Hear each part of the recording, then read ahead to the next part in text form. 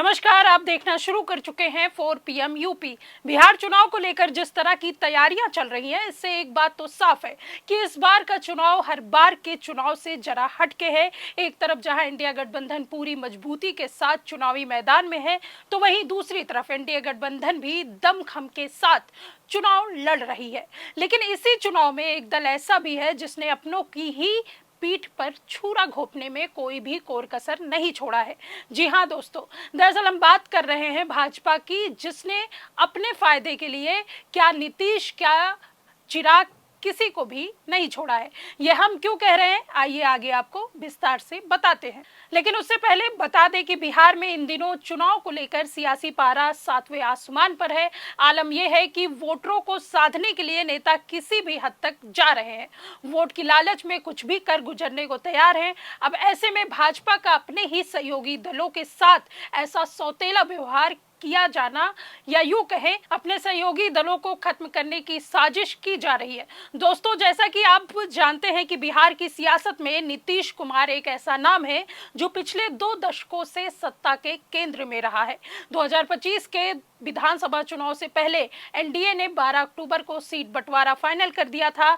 JDU BJP को 101 सीटें, LJP को 29, हम और आरएलएम को 6-6 सीटें मिली। इस सीट बंटवारे में कोई खास बात नहीं है, सिवाय इसके कि बीजेपी और जेडीयू को बराबर बराबर सीटें मिल रही हैं। अब तक जेडीयू की सीटें बीजेपी से अधिक रहती रही हैं। यही कारण है कि सोशल मीडिया पर आम जनता यह आकलन कर रही है कि अब बिहार में जनता दल या नीतीश कुमार के बड़े भाई की भूमिका का अंत आ गया है। लोगों का कहना है कि बीजेपी ने अपने ही हिसाब से एनडीए के लोगों को टिकट दिया है। जाहिर है कि बिहार विधानसभा चुनाव में परिणामों के बाद जेडीयू बीजेपी की पिछलग्गू पार्टी बनकर रह जाएगी, पर यह इतना आसान नहीं है। अगर नीतीश कुमार स्वस्थ रहते हैं तो उनकी कुर्सी को चैलेंज करने वाला एनडीए नहीं है। लेकिन जिस तरह से भाजपा ने पहली बार चिराग पासवान और नीतीश कुमार को नीचा दिखाया गया, ये वाकई सोचने वाली बात है। खैर, बीजेपी का सहयोगी दलों के साथ रिश्तों में विश्वसनीयता का सवाल बिहार में नीतीश की स्थिति को और मजबूत करता है। यूपी में 2022 में बीजेपी ने अपना दल और निषाद पार्टी को कम सीटें देकर उनके साथ तनाव पैदा किया। भाजपा में एजेएसयू और जेएमएम के साथ गठबंधन टूटने से बीजेपी को 2019 में नुकसान हुआ। बिहार में नीतीश के साथ ऐसा जोखिम बीजेपी नहीं ले सकती। अगर चुनाव जीतने के बाद बीजेपी नीतीश को सीएम पद से हटाने की कोशिश करती है तो इसका संदेश यूपी और झारखंड जैसे राज्यों में सहयोगी दलों के साथ ईबीसी वोटों पर भी पड़ेगा। बीजेपी को पहले से ही उसके सहयोगी दल शंका की दृष्टि से देख रहे हैं। अगर नीतीश कुमार को सीएम नहीं बनाया गया तो यह संदेश जाएगा कि बीजेपी ने बिहार में धोखा किया है। नीतीश को सीएम बनाकर बीजेपी सहयोगियों को संदेश देना चाहेगी कि वह गठबंधन धर्म निभाती है। 2020 में जेडीयू की 43 सीटों के बावजूद नीतीश को सीएम बनाया गया, क्योंकि बीजेपी को नीतीश की जरूरत थी। 2025 में भी यही रणनीति रहेगी। बिहार बीजेपी में कोई ऐसा चेहरा नहीं है जो नीतीश की जगह ले सके। सम्राट चौधरी और विजय सिन्हा के पास ना तो नीतीश जैसा समर्थन है और ना ही ईबीसी महादलित वोट खींचने की क्षमता। बीजेपी का वोट बैंक 23% है, अपर कास्ट और शहरी मध्यम वर्ग तक सीमित है। नीतीश की तरह कोई बीजेपी नेता पूरे बिहार को स्वीकार नहीं है। कुछ लोग महाराष्ट्र का उदाहरण दे रहे हैं। कहा जा रहा है जिस तरह से एकनाथ शिंदे को डिप्टी सीएम बनाकर देवेंद्र को सीएम बना दिया गया, ऐसा ही कुछ बिहार में हो सकता है। पर नीतीश कुमार ना एकनाथ शिंदे हैं और ना ही बीजेपी के पास बिहार में कोई देवेंद्र फडणवीस है। हालांकि एनडीए में जिस तरह से भाजपाइयों का दबदबा है, ऐसे में कुछ भी हो सकता है। अब बिहार में कैसे बीजेपी अपने ही सहयोगी दलों का वजूद खत्म करना चाह रही है, ये तो खैर चुनाव से पहले एनडीए के सीट शेयरिंग फार्मूले से भी साफ साफ दिखाई दे रहा है। लेकिन इसी बीच चिराग पासवान को बड़ा झटका लगा है। दरअसल ये झटका उस समय लगा जब सारण जिले की मधौड़ा विधानसभा सीट से उसकी उम्मीदवार सीमा सिंह का नामांकन रद्द कर दिया गया। भोजपुरी सिनेमा की डांसर और अभिनेत्री सीमा सिंह लोक जनशक्ति पार्टी रामविलास के टिकट पर चुनाव लड़ रही थी। नामांकन रद्द होने की पुष्टि चुनाव अधिकारियों ने की, जिसके पीछे एक गंभीर तकनीकी गलती को कारण बताया गया। सामने आई जानकारी के मुताबिक सीमा सिंह के नामांकन पत्र में सिंबल वाले फॉर्म को भरने में बड़ी चूक हुई थी। नामांकन पत्र की जांच में पाया गया कि उम्मीदवार की जगह प्रस्तावक का नाम लिखा है। प्रस्तावक की जगह पार्टी का नाम लोजपा आर अंकित कर दिया गया है। चुनाव आयोग के नियमों के अनुसार चुनाव चिन्ह आवंटन से संबंधित फॉर्म में इस तरह की बुनियादी त्रुटियां नामांकन को सीधे तौर पर रद्द कर देती है। चिराग पासवान के नेतृत्व वाली लोजपा के लिए एक बड़ी किरकिरी है, खासकर तब जब पार्टी के इस सीट पर जीत को लेकर अस्वस्थ थी। ऐसे में अब मदौड़ा सीट पर अब समीकरण पूरी तरह से बदल गया है। सीमा सिंह के बाहर होने के बाद यह सीट अब मुख्य रूप से राष्ट्रीय जनता दल के मौजूदा विधायक जितेंद्र कुमार राय के लिए एक तरफा मुकाबला बन गया है। ऐसे में एक तरफ जहां सहयोगी दलों के एक के बाद एक नेताओं को झटका लग रहा है, तो वहीं भाजपा अंदर ही अंदर अपनों को मिटाने की कोशिश में लगी है।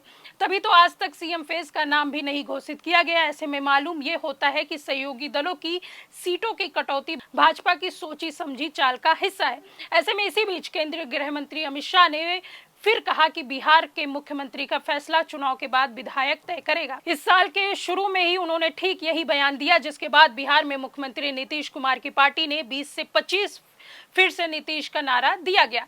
इसके बावजूद चुनाव के बाद नीतीश के मुख्यमंत्री नहीं बनने की संभावना मात्र से एनडीए का ग्राफ गिरने लगा और राजद खासकर तेजस्वी यादव का ग्राफ ऊपर जाने लगा। इस परिघटना को देखकर प्रदेश भाजपा के नेता नीतीश राग गाने लगे। हर नेता कहने लगा कि सीएम पद पर कोई कंफ्यूजन नहीं, नीतीश ही बनेंगे। लेकिन अब टिकट बंटवारा हो जाने और दूसरी ओर महागठबंधन में फूट पड़ने के बाद अमित शाह ने फिर कहा कि अभी एनडीए नीतीश कुमार के नेतृत्व में चुनाव लड़ रहा है, लेकिन सीएम का फैसला चुनाव के बाद लिया जाएगा। कम से कम इस मामले में भाजपा की ईमानदारी स्वीकार करनी चाहिए कि वह धोखा नहीं करना चाहती। ऐसा नहीं है कि वह पहले ऐलान कर दे नीतीश कुमार मुख्यमंत्री होंगे और चुनाव के बाद इस बात से पलट जाए। ध्यान रहे, पिछली बार यानी 2020 में भाजपा ने ऐलान किया था कि एनडीए की सरकार बनेगी तो नीतीश कुमार मुख्यमंत्री बनेंगे। चुनाव में नीतीश कुमार की पार्टी जेडीयू को सिर्फ 43 सीटें मिली और वहीं दूसरे नंबर की पार्टी बन गई। फिर भी विधानसभा की संरचना ऐसी बनी थी कि नीतीश मुख्यमंत्री बने। उन्होंने पहले भाजपा के साथ सरकार बनाई, फिर बीच में राजद के साथ सरकार बनाई और अंत में फिर भाजपा के साथ लौटे। विधानसभा की संरचना ऐसी बनी थी कि उनके बगैर किसी की सरकार नहीं बन सकती। ध्यान रहे, बिहार में हमेशा राष्ट्रीय जनता दल की एक मजबूत ताकत रही, वह कभी भी भाजपा के साथ नहीं जा सकती। इसलिए नीतीश कुमार कम सीटें लेकर भी भाजपा और राजद दोनों को मजबूत करते रहे हैं कि वो उनका सीएम स्वीकार करे। यही स्थिति है बिहार की। ऐसा लग रहा है कि भारतीय जनता पार्टी का नेतृत्व किसी ऐसी स्थिति की कल्पना कर रहा है जिससे वह नीतीश कुमार के बगैर सरकार बना सके, लेकिन इसकी संभावना कम दिख रही है। तभी यह संभव नहीं लग रहा है कि चुनाव के बाद नीतीश कुमार को शिवराज सिंह चौहान या एकनाथ शिंदे की तरह हटा दिया जाएगा। ध्यान रहे कि इस दोनों के नेतृत्व में भी चुनाव हुआ था, लेकिन चुनाव के बाद ये दोनों मुख्यमंत्री नहीं बन पाए। बिहार में ऐसा होना इसलिए संभव नहीं है क्योंकि भाजपा सिर्फ 101 सीट पर लड़ रही है। अगर चिराग पासवान, उपेंद्र कुशवाहा और जीतन राम मांझी की सीट भी उसमें जोड़ दे तब भी कुल 142 सीटें नहीं होती और इसमें 122 सीट यानी 85% सीट हासिल करना लगभग नामुमकिन है। अगर इन पार्टियों का 85% स्ट्राइक रेट होता तो नीतीश की पार्टी का भी स्ट्राइक रेट उनसे आसपास होता। आखिर सब एक ही नाव पर सवार है, लेकिन नीतीश को बीजेपी एक ही सूरत में झटका देने से हिचकिचाएगी क्योंकि नीतीश कुमार के पलटी मारने का एक इतिहास रहा है। नीतीश की पलटी मार हिस्ट्री बीजेपी को डराती रही है। 2013 में बीजेपी से अलग हुए, 2015 में आरजेडी के साथ रहे, 2017 में एनडीए में वापस आ गए, 2022 में महागठबंधन के साथ दिखे। वहीं 2024 में नीतीश फिर से एनडीए में लौटे और कई बार बोल चुके हैं कि अब कोई पलटी नहीं। लेकिन बीजेपी जानती है कि अगर नीतीश को सीएम पद न मिला तो वो महागठबंधन के साथ जा सकते हैं और महागठबंधन इसके लिए साहस तैयार भी हो जाएगा। अब ऐसे में नीतीश का कद घटना और नजरअंदाज करना बीजेपी को ही मुश्किलों में डाल सकता है। ऐसे में एक बात तो तय है कि एनडीए में कितने भी भाजपाई क्यों न हो, लेकिन बीजेपी चारों खाने चित ही नजर आएगी। फिलहाल इस खबर के बारे में आपकी क्या राय है, कमेंट करके अपनी राय जरूर बताइए। देखते रहिए 4 PM यूपी। मैं सुष्मिता, नमस्कार।